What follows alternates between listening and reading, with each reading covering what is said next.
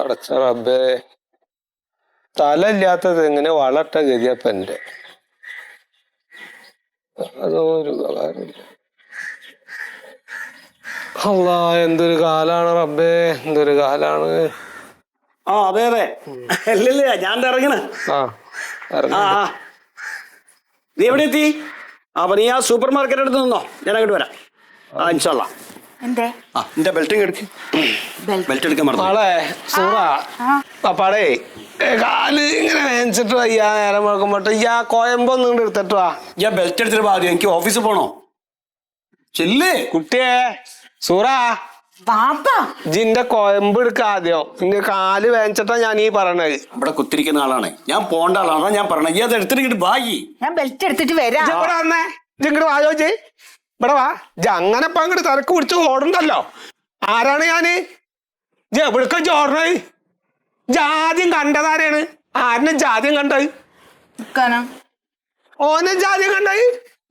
അന്റെ ഉമ്മ എന്നെ പ്രസവിക്കണേറ്റ് മുമ്പ് ഓനെ കണ്ടോ? ഞാൻ അന്ന് കണ്ട കാര്യമാണ് പറഞ്ഞത്. ഇന്ന് കണ്ട കാര്യല്ല ഞാൻ ചോദിച്ചത്. ബെൽറ്റ് എടുത്തുകൊണ്ടിരുന്നുണ്ടോ? എനിക്ക് പോണോ? മുപ്പിർക്ക് പോണോ?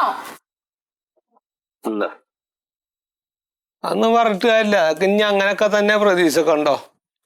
അതൊക്കെ പോയി കഴിച്ചെന്ന് പോയി. വൈകുന്നേരം കാണാം. വൈകുന്നേരം 5 മണിക്ക് കാണാം. എന്തിനാ കാണുന്നു വൈകുന്നേരം? ചില ജാതി മാങ്ങണ്ട് കച്ചവടത്തിന് കൊണ്ടുണ്ട്. കണ്ട എന്താ മുഞ്ചിച്ചുണ്ട. അങ്ങനെ തുടുത്തിട്ട് ഇങ്ങനെ നിൽക്കും. അങ്ങോട്ട് മുറിച്ചു നോക്കണം, അതിന്റെ ഉള്ളിൽ നിറച്ച് പുയ്യാവും. അത് ജാതി മാങ്ങണ്ട. അങ്ങനെ ഉണ്ട് കുറെ മനുഷ്യന്മാരും. അതേ, ഒന്നും പറഞ്ഞിട്ട് കാര്യമില്ല. എന്നെ ഉദ്ദേശിച്ച് പറഞ്ഞ കഥയാണ് എനിക്ക് മനസ്സിലായിക്കണേ. എന്തോ ഈ മാങ്ങയും മൊയ്തൊക്കെ തിരിച്ചറിയാനുള്ള വിവേകം എനിക്കുണ്ട്. ആ മാണ്ട എന്താ പതിച്ച് മാങ്ങ വേണിച്ച് മാങ്ങ ആയിക്കോ. ഒന്ന് പറഞ്ഞു കൊടുത്താൽ കേട്ടോ പാപ്പനോട്. മണ്ടാത്തിന് നിൽക്കണ്ടെന്ന് പറഞ്ഞല്ലേ. എന്താ വല്ലോടത്തും കിടക്കണ കാര്യം പറഞ്ഞു ഓനിക്ക്. അന്നോട് ഞാൻ പല പ്രാവശ്യം പറഞ്ഞതാണ്. അന്റെ ഈ വാപ്പൻ ആലോചന ഞാൻ ഇവിടെ വന്ന് നിൽക്കണേ. ഇതിപ്പോ എന്റെ കുടിയിലേക്ക് അങ്ങോട്ട് കയറിയല്ലാൻ പറ്റും. പൂരത്തിന്റെ ആൾക്കാരാണ് അതിന്റെ ഉള്ളിൽ. ആകെ 2 റൂമും ഉണ്ട്. അല്ലെങ്കിൽ തന്നെ സർക്കാർ പറഞ്ഞേക്കണേ സാമൂഹിക അകലം പാലിക്കണം എന്നാണ്. പിന്നെ എങ്ങനെയൊക്കെ ഉണ്ടോ ആൾക്കാരുള്ള വീടിന്റെ ഉള്ളിൽ കൂത്തി കയറണ്? എങ്ങനെ അടി മിണ്ടാണ്ടിരിക്ക? അന്നെ കല്യാണം കഴിച്ചു കൊടുക്കാൻ നിന്നപ്പോ എന്റെ വാശി എന്തായിരുന്നു? എനിക്ക് സർക്കാർ ഉദ്യോഗസ്ഥൻ വേണമെന്നാ. അതൊന്ന് ഒപ്പിക്കാൻ വേണ്ടിട്ട് 12 ലക്ഷത്തിന്റെ കാറ്, 10 ലക്ഷം റുപ്യ സ്ത്രീധനം, ഇതൊന്നും പോരാണ് 101 പാവാൻ സ്വർണം. ഇതൊക്കെ കൊടുത്തിട്ടാണ് എന്നെ ഇവിടുന്ന് ഇറക്കിയത്. അതിന്റെ ഇടങ്ങറ് എന്താന്നുള്ളത് ഇക്കും പഠിച്ചവനക്കും മാത്രമേ അറിയുള്ളൂ. ഈ തന്നേന്റെ കണക്ക് പറയുന്നേ അന്റെ ബാപ്പനോടൊന്ന് പറഞ്ഞാൽ ഇങ്ങനെ തന്നേനെ മാസം 60,000 റുപ്യ ശമ്പളം മേടിക്കുന്ന ഭർത്താവിന്റെ ഭാര്യയായി പറഞ്ഞോളൂ. എന്താ ശമ്പളത്തിന്റെ കണക്ക്? ഇന്നലെ ആ മീൻകാരൻ ഇവിടെ വന്നപ്പോ ഒരു മാസം മറുത്തും പൊരിച്ചും ചെരിച്ചും കഴിച്ചും ഒക്കെ കൂട്ടി തിന്ന് ഇറങ്ങി പോയതാ. എന്നിട്ട് എന്താ ആ കായ് ഉടക്കാൻ ഒരു പണിയും തൊഴിലും ഇല്ലാണ്ടിരിക്കണം. എന്റെ എടുത്ത് കൊടുക്കണ്ടോ വന്ന് ഞാൻ. ശമ്പളത്തിന്റെ കണക്ക് ഈ നക്കാപ്പിച്ച കൊടുത്ത കണക്കൊന്നും ഇവിടെ പറയണ്ട പാപ്പ. സക്കീനന്റെ കല്യാണത്തിന് 1.5 പവന്റെ പണ്ടാ ഞാൻ കൊടുത്തു. അങ്ങളാ കൊടുത്തിന് പറഞ്ഞു കൊടുക്കണത്.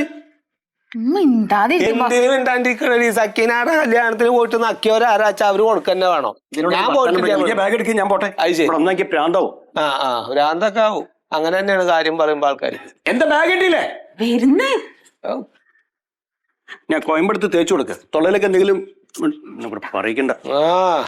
എന്റെ കായും കൊണ്ട് നോക്കിട്ട് ഇന്നെ ചീത്ത പറയാം. പറഞ്ഞിട്ട് കാര്യമില്ല. ഞാൻ ഇപ്പൊ കോയമ്പിട്ട് തരാം. എന്ത് കോയമ്പ്? ഏത് കോയമ്പ്? കാലുവേന പറഞ്ഞില്ലേ? കാലുവേന ഒന്നും ഇല്ല ഇപ്പൊ. കാലുവേന ഇല്ലാന്നൊക്കെ അറിയാ. ഇത് കുറുമ്പ് പിടിച്ച വേനയാണ്. കുറുമ്പ് പിടിച്ച വേന എന്നോട് എങ്ങനെ പറയാണ്ടിരിക്കണേ? എന്താണിത്? എന്താണ്? അമ്മായിയമ്മ പോരെന്ന് കേട്ടിട്ടുണ്ട്. ഇവിടെ നടക്കണ അമ്മായിയപ്പന്റെ പോരാ. അതന്നെ. അങ്ങനെ അമ്മായിയമ്മ പോരുണ്ട്, അമ്മായിയപ്പൻ പോരുണ്ട് അങ്ങോട്ട് വിചാരിച്ചോ. ഇതിപ്പോ എന്റെ ഉമ്മ ഇവിടെ ഉണ്ടായോക്കട്ടെ. നടക്കോ ജാതി പരിപാടി ഇവിടെ? നടക്കോ? ചന്തിമ നല്ല ചാട്ടകം വായിപ്പിച്ച് വെച്ചു പാഞ്ഞുണ്ടാവും ഉജ്ജ് ഇവിടുന്ന്. ഇതിപ്പോ ഞാൻ അതിന്റെ ഉള്ളിൽ പെട്ട്. അല്ലാണ്ട് എന്താണ്?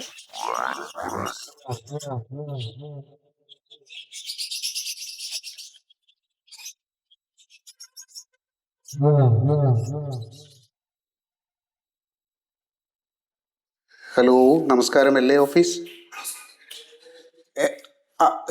സുഗതൻ കൊടുക്കാം. സുഗതനാ കോള്.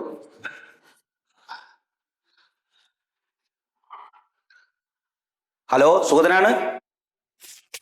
ബ്രോക്കർ നാരായണ കുട്ടിയോ? ഇന്നലെ വന്നു പറഞ്ഞു, ഭാര്യ പറഞ്ഞു. എന്തിനു മറുപടി തരുന്നു? തന്നോട് ഞാൻ പറഞ്ഞല്ലോ, പിയൂണോ ക്ലർക്കൊന്നും പറ്റില്ലാന്ന്. ആ എൻ്റെ മോളെ ഇംഗ്ലീഷ് എം എ ബിഎഡാ. ആ അതിന് പറ്റിയ പയ്യനെ കിട്ടണം. ഒന്നല്ലേ കളക്ടറോ എഞ്ചിനീയറോ IAS IPS അങ്ങനെ ആരെയും. ആ അങ്ങനെ ഉള്ളത് കൊടുത്താൽ മതി. ആ ശരി ശരി.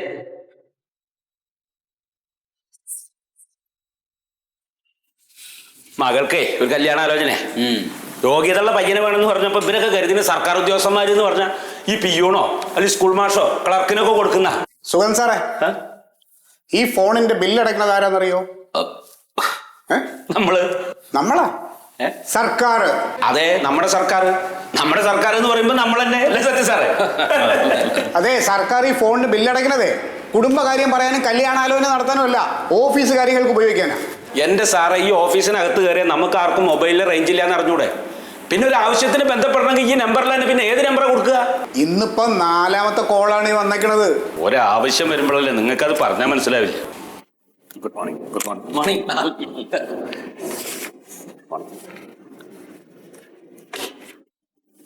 എന്റെ മൊയ്തു സാറേ, ഓഫീസ് ടൈം എത്രയാണെന്ന് സാറിന് അറിയാമോ? എന്നിട്ട് എന്താ ഇത് കുറച്ചൊക്കെ ഒരു ഉത്തരവാദിത്തം കാണിക്കും നിങ്ങൾ? സാറേ, ഫാമിലിയിൽ ചെറിയ കുറച്ച് ഇഷ്യൂസ് ഉണ്ടാക്കി തീർത്തിട്ട് വരാറുണ്ട്. ഇത് കുറെ നാളായിട്ട് ഇത് തന്നെയാണല്ലോ പറയണേ. നാളെ ഉണ്ടാവില്ല. നാളെ ഉണ്ടാവില്ലെന്ന് പറഞ്ഞാൽ മൊയ്തു സാറേ, നാളെ ഇൻസ്പെക്ഷൻ ഉള്ള ദിവസമാണ്. നാളെ എല്ലാവരും കൃത്യസമയത്തോടെ എത്തിക്കൊള്ളണം. അല്ല, അതല്ല, നാളെ വൈകൂല എന്ന് പറയാം, ഞാൻ ഉണ്ടാവും. അതാ ഇത് തന്നെ പറഞ്ഞിട്ടാ എന്നും പോണത്. കുഴപ്പമില്ല സാറേ, ഇനി വൈകില്ല. ഓരോ പ്രശ്നങ്ങൾ. ഇത് ഒരാൾ ഇന്ന് ചെയ്യുമ്പോൾ നാളെ വേറൊരാൾ ചെയ്യും, മറ്റന്നാൾ വേറൊരാൾ ചെയ്യും. Thank you. അത് ഇവിടുത്തെ ഫയലുകൾ നീങ്ങണില്ലാന്ന് മേളിൽ നിന്ന് പ്രഷർ.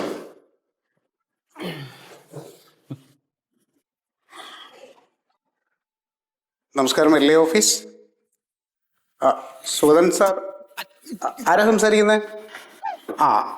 അതെ, സുഗതൻ സാറേ, പുറത്തൊരു ചായ കുടിക്കാനായിട്ട്. അല്ല, സുഹൃത്ത് സാർ ഇവിടെ ഉണ്ട് സാറേ. കുറച്ച് കഴിയും വരും. ഞാൻ പറഞ്ഞേക്കാം. പറഞ്ഞോളാം. അങ്ങോട്ട് വിളിക്കാൻ പറയാം. ആയിക്കോട്ടെ. അതെ സത്യൻ സാറേ, സുഗതൻ സാർ ഇവിടെ ഇരിക്കുന്നത് എനിക്ക് കാണാം. എന്റെ കണ്ണിനൊരു കുഴപ്പമില്ല കേട്ടോ. എന്നാലും എന്റെ സാർ, ആവശ്യത്തിന് ഒരാൾ വിളിക്കുമ്പോൾ ഇങ്ങനെയൊന്നും ചെയ്യാൻ പാടില്ല. ആവശ്യത്തിന് വിളിക്കണം എങ്ങനെയാണോ? കുറച്ചൊക്കെ ഒരു മര്യാദ വേണ്ടടോ. വിളിച്ചിട്ട് പറയുക സുഗതൻ സാറിന്റെ ഒന്ന് കുറേന്ന്. മതി. അല്ല സാർ, ആരാ വിളിച്ചത്? ഏതോ ബാലൻ, ബ്രോക്കർ. അയ്യോ, ഈ ബാലൻ എന്ന് പറയുന്ന ആള് മോൾക്കുന്നൊരു പുതിയ ആലോചന ആയിട്ട് വരാന്ന് പറഞ്ഞിട്ടുണ്ടായിരുന്നാണ്. ആ കാര്യം പറയാൻ വേണ്ടി വിളിച്ചായിരിക്കും സാറേ ഇത്. അതെ, സുഗതന്റെ മോളുടെ കല്യാണം നടത്താനല്ല ഈ ഫോൺ എടുത്ത് വെച്ചേക്കണത് ഓഫീസിൽ കേട്ടോ. അല്ല സാറേ, എന്നാ ഞാനൊന്ന് പുറത്തു പോയിട്ടൊന്ന് അയാളെ വിളിച്ചോക്കട്ടെ. ആയിക്കോട്ടെ. എന്നാ സാറേ, വേണ്ട, ഞാൻ മനസ്സിലായിട്ടുണ്ടാവും. ഈ സൂതൻ സാറിന് പുള്ളിയുടെ മോളെ എനിക്ക് കെട്ടിച്ചു തന്നൂടെ? എന്തിനീ ലോകം മുഴുവൻ ചെക്കൻ അന്വേഷിച്ച് നടക്കുന്നത്? ഈ അങ്ങേര് കലക്ടറും ഡോക്ടറൊക്കെ വേണമെന്ന് പറഞ്ഞ് നടക്കല്ലേ? അതിന് കളക്ടറും ഡോക്ടർക്കും ഒക്കെ അതിന് ഇഷ്ടപ്പെടണ്ടേ? ഇഷ്ടപ്പെടണം. ചെലവാകാത്ത മുതലാണേ. അല്ലടോ, ഈ ചെലവാകാത്ത മുതലിന് എന്തിനാ ഇജ്ജി കെട്ടാൻ ആഗ്രഹിക്കണത്? ഞാൻ ആലോചിക്കുമ്പോ സൂതൻ സാറിനും വൈഫിനും സർക്കാർ ജോലി ഉണ്ടല്ലോ. ഇപ്പൊ ഈ 2 കൊല്ലത്തിനുള്ളിൽ രണ്ടുപേരും റിട്ടയർഡ് ആവും. അപ്പൊ പെൻഷൻ തന്നെ ഒരു 10,000-70,000 രൂപ ഉണ്ടാവും. ഒറ്റ മോളല്ലേ?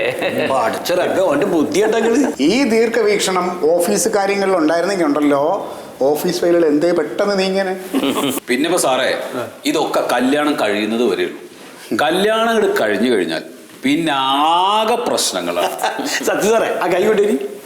അത് നിങ്ങൾ പറഞ്ഞ അച്ഛനും പ്രതി ശരിയാ. അതെ അതെ അതെ സാറന്മാരെ, ഈ കാര്യത്തിൽ ഞാൻ യോജിക്കൂല. വേണ്ട, അല്ല എല്ലാവരും അങ്ങനെയാണെന്നല്ലേ ഞാൻ പറഞ്ഞത്. അപ്പൊ നിങ്ങൾ അങ്ങനെ പറഞ്ഞാൽ എന്റെ കാര്യത്തില് പ്രത്യേകിച്ച് നമ്മളെ കാര്യത്തിലും ഇപ്പൊ അവള് ഒരു നിസ്സാര കാര്യത്തിന്റെ മുകളിലുണ്ടായിട്ടുള്ള വഴക്കാണ്. അവളിപ്പോ അവളുടെ വീട്ടിൽ പോയി നിൽക്കാൻ തുടങ്ങിയിട്ട് കാലത്രയും. പക്ഷെ അവിടെ ഒരാളെ കണ്ട പറഞ്ഞത് സത്യൻ സാറ് തണ്ടല് ചവിട്ടി ഓടിച്ചിട്ട് വഴക്കിട്ട് പോയാന്നാ പറഞ്ഞത്. അതൊക്കെ സത്യം തന്നെയാണ്. അമ്മായിയപ്പ എന്നെ കണ്ടപ്പോഴും പറഞ്ഞു. നേരെ സത്യൻ സാറ് വെറുതെ പറയണ്ട്, സാറിന് പ്രാന്താണ്. വെറുതെ തണ്ടലൊടിയൂലല്ലോ.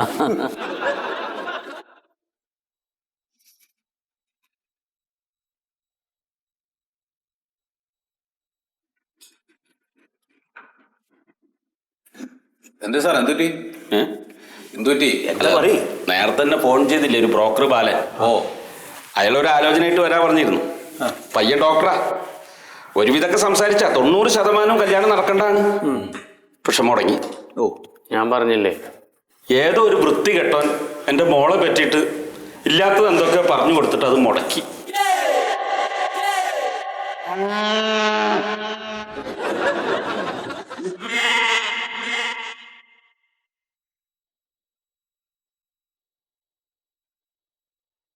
ആ പോയത് പോട്ടെ സാറേ, ചിലപ്പോ ഇനി ഇതിനൊക്കെ നല്ല കിട്ടാനായിരിക്കും. അതെ, ഇപ്പൊ ഡോക്ടറല്ലേ, എൻ്റെ മോൾക്ക് ചിലപ്പോ കളക്ടറേനാവും വിളിച്ചിട്ടുണ്ടാവുക. അതാണ്. അതെ. എൻ്റെ പറ നമസ്കാരം, എൽ ഐ ഓഫീസ്. ആ സാറേ. അയ്യോ ഇല്ല സാറേ, സോറി, ഇന്നലെ കുറച്ച് തിരക്കായി പോയി. ഇല്ല ഞാൻ അത് നോക്കിയായിരുന്നു. ഞാൻ പറയാം ഇപ്പം എല്ലാവരോടും പറയാം. Okay sir, okay. ആ ചെറിയൊരു വിശേഷമുണ്ട്. എന്തുപറ്റി സാറേ? ഇന്നലെ വനിതാ ശിശു വികസന വകുപ്പിൽ നിന്ന് ഒരു കത്ത് വന്നിട്ടുണ്ടായിരുന്നു. തിരക്കിൻ്റെ ഇടയിൽ ഞാനത് പറയാൻ വിട്ടുപോയി.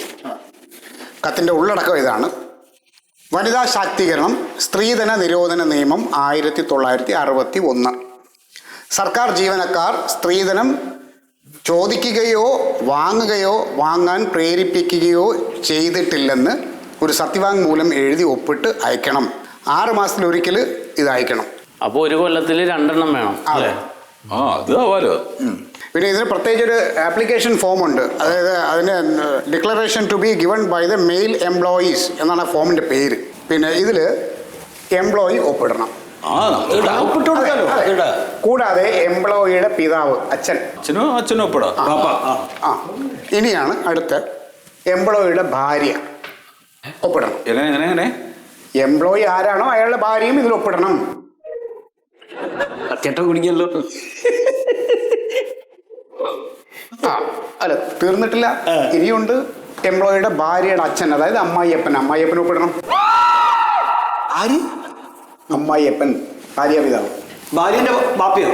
ആ ഒപ്പിട്ട് കഴിഞ്ഞാൽ ഇത് സ്റ്റേറ്റ് ഡൗറി പ്രൊഹിബിഷൻ ഓഫീസിൽ എത്തിച്ചു കൊടുക്കുക എന്നുള്ളതാണ് മേലധികാരി എന്ന നിലയിൽ എൻ്റെ ഉത്തരവാദിത്വം. എന്തോ ഒലക്കമല നിയമമാണ് സാറേ ഇത്. അതെ മൊയ്തു, ഇത് ഞാനുണ്ടാക്കിയ നിയമമല്ല. ആരുണ്ടാക്കിയതാണെങ്കിലും നമ്മളെ ബാപ്പനെ കൊണ്ട് ഒപ്പിടിക്കണത് അത് കുഴപ്പമില്ല. ഈ ഭാര്യന്റെ ബാപ്പയും നമ്മൾ തമ്മിൽ എന്ത് രക്തബന്ധമുള്ളത്? അല്ലെങ്കിൽ തന്നെ കീരിയും പാമ്പും പോലെയാണ് ഞാനും മൂപ്പര് നാട് മുഴുവൻ പറഞ്ഞെടുക്കാൻ നമ്മൾ സ്ത്രീധനം വാങ്ങിയിട്ടാ കല്യാണം കഴിച്ചത്. ഇന്ന് രാവിലെ മൂപ്പരായിട്ട് യുദ്ധം കഴിഞ്ഞ് വരിക. ഞാനേ വല്ലാത്തോരോ നിയമമാണ് സാറേ ഇത്. എൻ്റെ മൊയ്തു സാറെ, ദേഷ്യപ്പെട്ടിട്ട് കാര്യമില്ല. സ്ത്രീധനത്തിൻ്റെ പേരിൽ നമ്മുടെ നാട്ടിൽ ഓരോ ദിവസം എന്തെല്ലാം പ്രശ്നങ്ങളാണ് ഉണ്ടായിക്കൊണ്ടിരിക്കണം. എന്തോരം കുട്ടികൾ ആത്മഹത്യ ചെയ്തു, ഓരോ കുട്ടികൾ പീഡനം അനുഭവിക്കുന്നുണ്ട് ഇപ്പോഴും. അപ്പോൾ അതുകൊണ്ട് സ്ത്രീധന ധനമാണ്, അതിൻ്റെ പിന്നാലെ എന്തിനാണ് നമ്മൾ കാശ് മേടിക്കുന്നത്? അത് സാറ് പറഞ്ഞത് ശരിയാ. പെണ്ണ് അന്വേഷിച്ച് വരുന്നവർ ആദ്യം ചോദിക്കുന്നത് സ്ത്രീധനാണ്. ഇനി സ്ത്രീധനം ചോദിച്ചു വരുന്നവർക്ക് പെണ്ണില്ല എന്ന് പറയണം. കൊടുക്കരുത് സാറേ, അല്ലാതെ ഉള്ള മിടുക്കൻ ചെറുപ്പക്കാർ നാട്ടിൽ എന്താണെന്ന് അറിയണമല്ലോ. അപ്പോൾ കാര്യങ്ങൾ എങ്ങനെയൊക്കെ ആയാലും ഞാൻ എല്ലാവർക്കും ഒന്ന് ഫോം തരും. എത്രയും പെട്ടെന്ന് എല്ലാവരും ഒപ്പിട്ട് എനിക്ക് തിരിച്ചു തരും. മൊയ്തു സാറിന്റെ അമ്മായിയപ്പനെ എങ്ങനെയെങ്കിലും പറഞ്ഞ് സോപ്പിട്ട് അയാൾ ഒപ്പിട്ട് തരും. സത്യം സാറ് ഭാര്യനെ കൊണ്ട് എങ്ങനെ ഒപ്പിടിക്കും? തണ്ടല് ചവിട്ടി ഓടിച്ചിട്ടേക്കല്ലേ അങ്ങാടി ചെല്ലാൻ പറ്റുമോ? സാറേ, ഭാര്യയെ കൊണ്ട് ഒപ്പിടിക്കൽ നടക്കില്ല, ഭാര്യയുടെ അച്ഛനെ കൊണ്ട് ഒപ്പിടിക്കൽ നടക്കില്ല. സത്യം സാറേ, ചിലപ്പോൾ ഇതിന്റെ പേരിൽ ജോലി പോയിരിക്കും. ജോലി പോവാണെങ്കിൽ പോട്ടെ സാറേ, അല്ലാതെ തെറ്റിപ്പോയ ഭാര്യയുടെയും ഭാര്യയുടെ അച്ഛൻ്റെ കൊപ്പ് വേണമെന്ന് പറഞ്ഞു കഴിഞ്ഞാൽ അവരുടെ കയ്യും കാര്യം പിടിച്ച് കിട്ടുന്ന ജോലിയൊന്നും എനിക്ക് വേണ്ട. അങ്ങനെയാണെങ്കിൽ ഞാൻ ഈ ജോലിയെ വേണ്ടാന്ന് വെക്കും.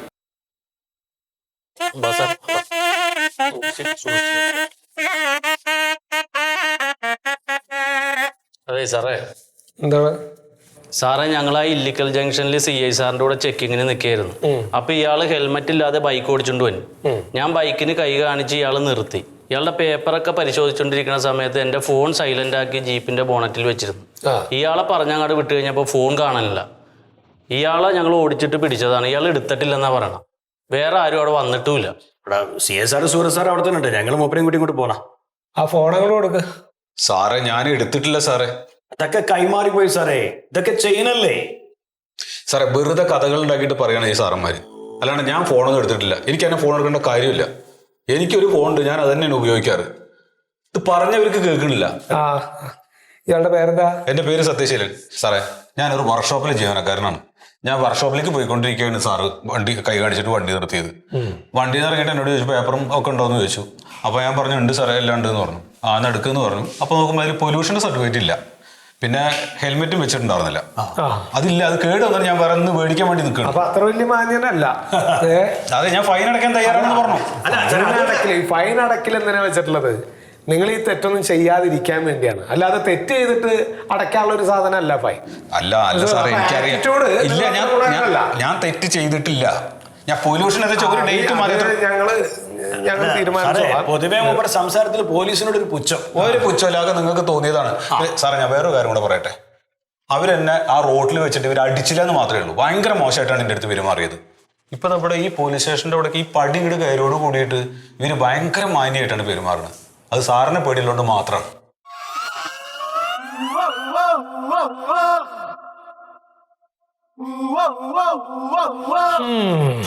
അതെ, വളരെ മാന്യമായിട്ടും വളരെ സൗമ്യതയോടു കൂടെയാണ് നിങ്ങളോടിപ്പോൾ ഞങ്ങൾ സംസാരിക്കുന്നത്. അപ്പം നിങ്ങൾ ആ ഫോൺ എടുത്തിട്ടുണ്ടെങ്കിൽ അങ്ങോട്ട് കൊടുത്താൽ സംഗതികൾ അവസാനിച്ചു. സാറേ, ഞാൻ എടുത്തിട്ടില്ലാന്ന്. ഞാൻ മോഷ്ടിക്കുന്ന ആളല്ല. എന്റെ തറവാട്ടിൽ കള്ളന്മാരൊന്നുമില്ല. ഞാൻ മോഷ്ടിച്ചിട്ടില്ല. അത് ഞാൻ എവിടെയും പറയും, പോലീസ് സ്റ്റേഷനിലും പറയും. അതിന്റെ പേരിൽ നിങ്ങൾ വെറുതെ തെറി പറയാൻ നിൽക്കുന്നു.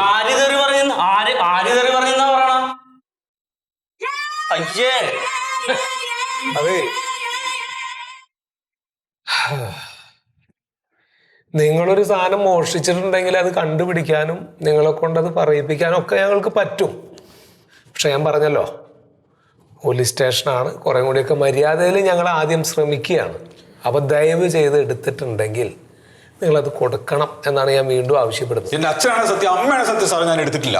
ഇയാൾ അച്ഛനമ്മേനൊക്കെ വിളിച്ച് സത്യം ഇടുന്നോണ്ട് ഇയാളല്ലാതെ വേറെ ആൾ അവിടെ വന്നിട്ടില്ല എന്നും പറയുന്നുണ്ട്. ഞാനെന്താ ചെയ്യേണ്ടത്? അതെ, അയാൾ ആ പൊല്യൂഷന്റെ അതേപോലെ ഹെൽമെറ്റ് വെക്കാത്ത ഫൈൻ അടപ്പിച്ചിട്ട് പറഞ്ഞോട്. സാറേ വലിയ ഉപകാരം സാറേ. സാറേ എനിക്കൊരു 2 മിനിറ്റ് തന്നാൽ അവനെ കൊണ്ട് ഞാൻ സത്യം പറയിപ്പിക്കാം. ശബ്ദം താഴ്ത്തി പറ. അതതിൽ കേൾക്കൂല. പോലീസിന്റെ മുതലാണ് അവൻ കട്ടെടുത്തേക്കണത്. ഇവൻ വലിയ കളവ് സംഘത്തിന്റെ ക്യാപ്റ്റനാണ്. അവന്റെ നിപ്പ് കണ്ടോ, ഒരു കൂസലില്ലാതെ. 2 എണ്ണം കൊടുത്ത് അവൻ സത്യം പറയും. ഒരുപാട് കേസുകൾ തെളിയിക്കാം. സാറിനും അതൊരു അഭിമാനമാണ്. ഒന്ന് കണ്ണടക്കം, ഒരു 2 മിനിറ്റ്. അത് നോക്കണ്ട, ഞാൻ ഹാൻഡിൽ ചെയ്തോളാം.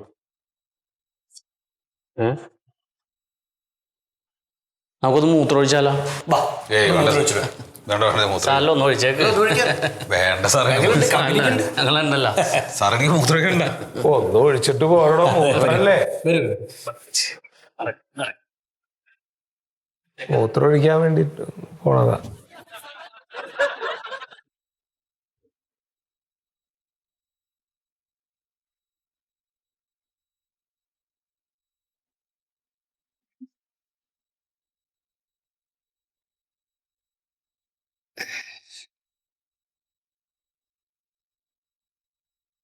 രണ്ടിലൊന്നും എനിക്ക് അറിയണ ഇന്ന്.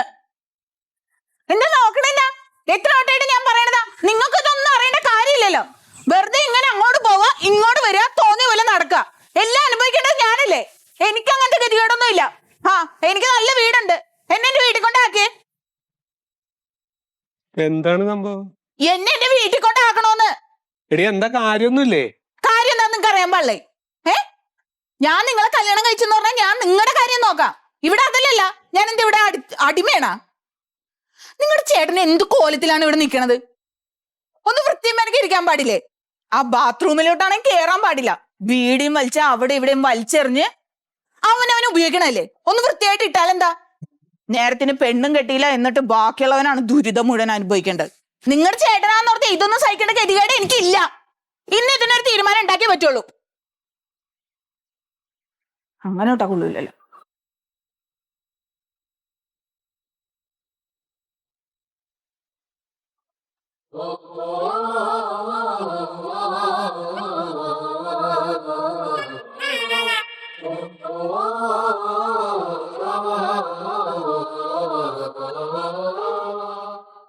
ചേട്ടാ, ഏട്ടാ, അതെ, അവിടുന്ന് എനിക്കൊരു കാര്യം പറയാനുണ്ട്. എന്ത് കാര്യം?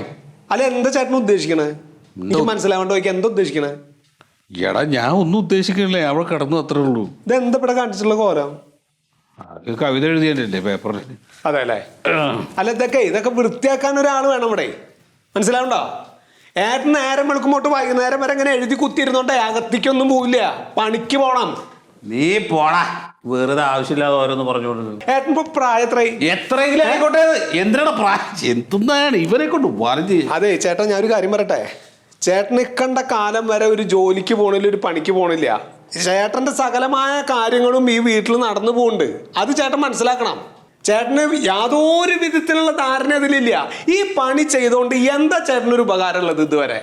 എന്ത് ഗുണം ഉണ്ടായിട്ടുള്ളത്? ഞാൻ കവിത എഴുതുന്നതുകൊണ്ട് നിങ്ങൾക്ക് എന്താണ് ബുദ്ധിമുട്ട്? ഞങ്ങൾക്ക് ബുദ്ധിമുട്ടുണ്ട്. ചേട്ടന്റെ സ്വന്തം കാര്യങ്ങളും നോക്കാത്തോണ്ട് പറ്റുണ്ടോ? എന്നാ കുഴപ്പമില്ല. എടാ എനിക്ക് പറ്റുന്നു, എനിക്ക് പറ്റും. ഞാൻ കല്യാണം കഴിച്ചിട്ടില്ല, എനിക്ക് ഭാര്യയില്ല, കുട്ടികളില്ല, കുടുംബമില്ല, ഒന്നുമില്ല. ചേട്ടൻ എന്ത് പറഞ്ഞാലും ഞാൻ സഹിക്കും. പക്ഷെ വേറൊരു ഇവിടെ മറ്റൊരു കുടുംബത്തിൽ നിന്ന് വന്നിട്ടുള്ള ഒരു പെണ്ണാണ് അവള്. അവൾക്ക് ഇവിടെ എല്ലാ കാര്യങ്ങളും നോക്കേണ്ട കാര്യമൊന്നുമില്ല. മറ്റൊരു കുടുംബത്തിൽ നിന്ന് വന്ന പെണ്ണ് എന്നുള്ളത് നീ മണ്ടുവിനെയാണ് ഉദ്ദേശിച്ചത്? എടാ, മണ്ടു എന്ന് പറയുന്നത് എന്റെ അനിയത്തിയാണ്, നമ്മുടെ കുടുംബത്തിലുള്ള കുട്ടി എന്ന് പറ. നിങ്ങളുടെ രണ്ടാളുടെ ഇടയിൽ കിടന്ന് മരിക്കാൻ എനിക്ക് പറ്റില്ല. എന്താ മോളെ, എന്താ ഇവന്റെ പ്രശ്നം? ഇത് പറഞ്ഞിട്ട് ഒരു കാര്യമില്ല. ഇപ്പൊ തന്നെ നോക്ക്, ഞാൻ പഠിച്ചു വാരിയിട്ട് പോയതല്ലേ, എന്തിനാ ഈ പിച്ചു കീറിയിട്ടേക്കണേ? അത് മോളെ, ഞാനൊരു പുതിയ കവിത എഴുതിയതാണ്. ഇതാ വായിച്ചു നോക്ക്. പറക്കുന്ന പാമ്പുകൾ. വായിച്ചു നോക്കടാ. പറക്കും സർപ്പങ്ങളും അങ്ങനെ ഒരു സാധനങ്ങൾ എഴുതിണ്ടാക്കിയിട്ടുള്ളത്. ഒന്നാമത്തെ മനുഷ്യന്മാർക്ക് മനസ്സിലാവുന്നതെങ്കിലും എന്തെങ്കിലും എഴുത്, എന്നാ പിന്നെ അതുകൊണ്ടെങ്കിലും എന്തെങ്കിലും കൂടെ ഉണ്ടാവും. ഇതൊരു ആ സാധനങ്ങൾ എവിടെയാന്ന് കാണിച്ചറിയാം. ശരി.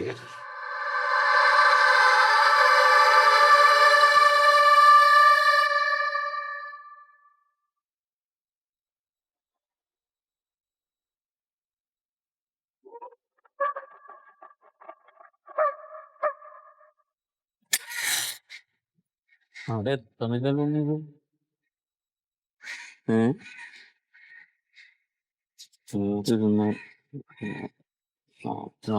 ആ ബാലമാഷ സ്വഭാവം ശരിയില്ല കേട്ടാ. എന്ത്? 500 രൂപ കടം ചോദിച്ചു. നിന്നോടാ? എന്നോടല്ല, ഞാൻ അയാളോട് തന്നു. ഇപ്പൊ 3 ആഴ്ചയായി. മിനിയാന്ന് 3-4 കൂട്ടത്തിന് 500 ഉണ്ടോന്ന് ചോദിച്ചേക്കണ എന്നോട്. നീ അല്ലാതെ ഈ വേളനോടൊക്കെ കടം ചോദിക്കുവോ? നമ്മൾ ആരോടും എന്തെങ്കിലും മേടിക്കണമെങ്കിൽ അവർക്കൊരു അന്തസ് വേണം. സത്യം കേട്ടാ, അത് ശരിയാണ്. ഒരു 100-300 രൂപ കൂടി വേണമല്ലോടാ 1 ലിറ്ററിന്. അത് എടുത്ത് സംഘടിപ്പിക്കണം. ആടെ കടം കിട്ടൂല ബീവറേജ്.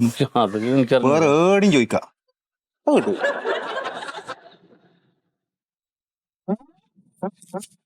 എന്തിനു മാറ്റുന്നു? ആ സുഖേട്ടാ. അല്ലടാ, ഇന്ന് എവിടെയും പോയില്ലേ? ഏടെ പോണ്ടത്?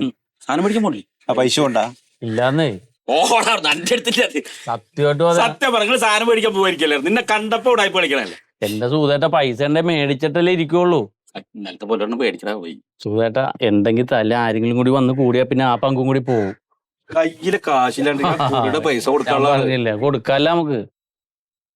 മുഖം പിടിച്ചാലല്ലേ ഇതൊക്കെ ചെയ്യണം. ഇങ്ങനെ എടുക്കുന്ന മടക്കി വെച്ചേരാ. ആ അങ്ങനെ വരട്ടെ. സോഡി മേടിക്കട്ടോ. എല്ലാം മേടിക്കാം. 500, 600. പിന്നെ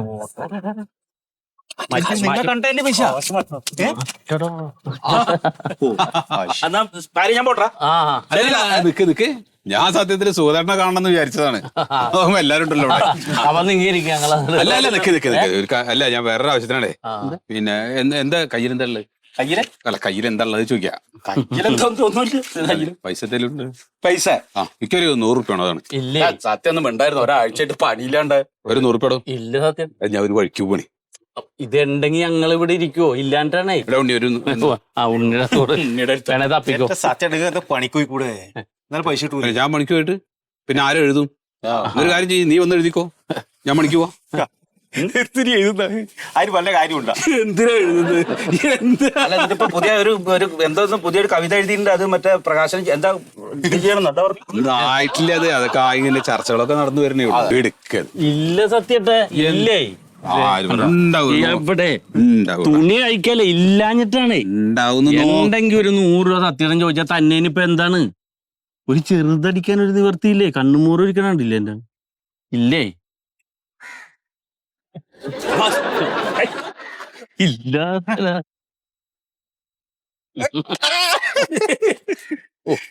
ഒരു ചുബ്ബ, ഒരു തോൾസഞ്ചി, കുളിക്കലുമില്ല തലക്കലുമില്ല. ഞാൻ ന്യൂട്രല് താഴേക്ക് ഇട്ടാണേ തുണി ഉലിഞ്ഞെടുത്താണ്ടില്ലേ. അല്ല എങ്ങനെയുണ്ട് മറ്റൊരു പണിക്കും തുരത്തിനും പോകണ്ട അനിയനെ പറ്റിച്ച് ഇങ്ങനെ തിന്നോണ്ട് കിടക്കും. എന്നിട്ട് കവിയാണെന്ന് കവി എന്താ എനിക്ക് എഴുതിക്കൂടും. ആണ് വീട്ടിലൊരു കവി ഉണ്ടായിരുന്നു എന്റെ അച്ഛൻ. മേലാൽ എഴുതാൻ പാടില്ല പറഞ്ഞു. ഒരു 3-5 കൊല്ലായി ഇപ്പൊ എഴുതില്ല, ഉണ്ടാണ്ടിരുന്നോളൂ. കുറെ എന്തെല്ലോ എഴുതി തരും, ഇറക്കാ തിരിയണ്ട. ഞാൻ അത് വെച്ചോണ്ടിരുന്നിട്ട് വേറെ ആരെങ്കിലും വന്ന് പോയിട്ട് വരേണ്ടത് ഇല്ല പൈസ ഞാൻ പൊക്കും. സത്യേട്ടന അതിലെ പോയി ഞാൻ ഇപ്പുറത്ത് പോയിക്കോളാം. എന്റെ കൈ പിടിക്കും. മന്നേട്ടാ വലിയ സോഡ മേടിക്കണേ. അയാള് തിരിച്ചു വരാതിരുന്നാ മതിയായിരുന്നു.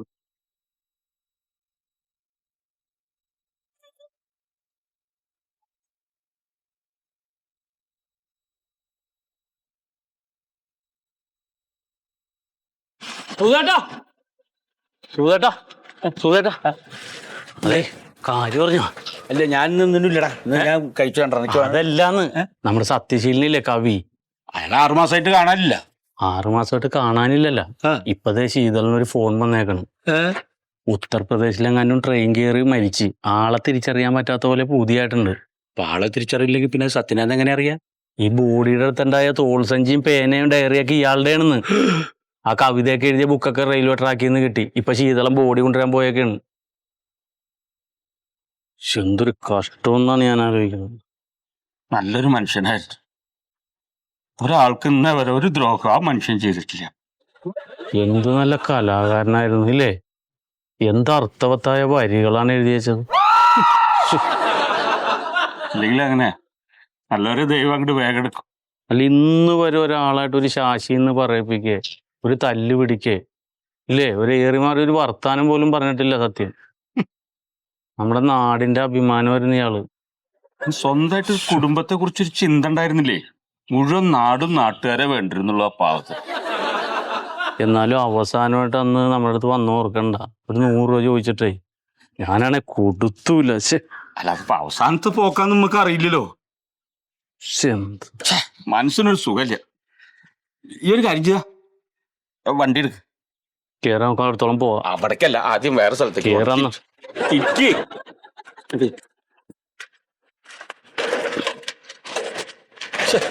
എന്തൊരു കഷ്ടം. ഇരുന്നോ? ആ പോട്ടെ.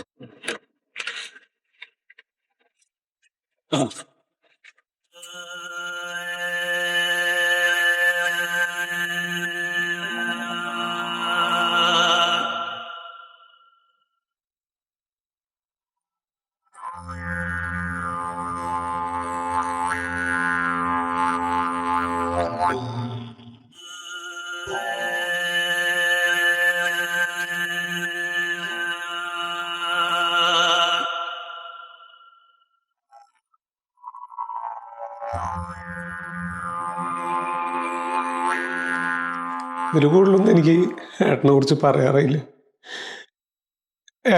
ഏട്ടൻ എനിക്ക് അത്രയ്ക്ക് ഇഷ്ടമുണ്ടായിരുന്നു.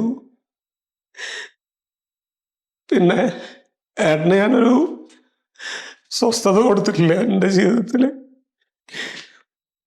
ഇറങ്ങിപ്പോണ ദിവസം അടക്കം വഴക്കുണ്ടാക്കിയിട്ടാണ് ഏട്ടൻ പോയത്. മൊയ്ത് സാറും രാഘവേട്ടനൊക്കെ പറയുമ്പോഴാണ് ഏട്ടൻ ഇത്രയും കഴിവുള്ള ഒരാളാണ് എന്ന് മനസ്സിലാവണം. ഇനിയൊരു ജീവിതം ഉണ്ടെങ്കിൽ ഇതുപോലെ ഏട്ടൻ്റെ കൂടെ ജീവിക്കണം എന്റെ ആഗ്രഹം. അവിടെ